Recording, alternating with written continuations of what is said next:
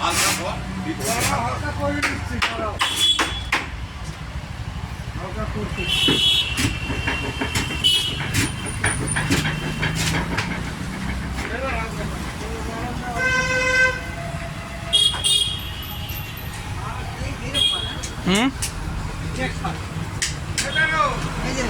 আগে মেশিনটা দিয়ে তারপরে মাল একটা করে 2-3 ফিট দিতে হবে, একবারে যাবে না আমার কাজ আছে। আগে মেশিনটা দিয়ে চলে আসে, শঙ্কর দেওয়ার মেশিন।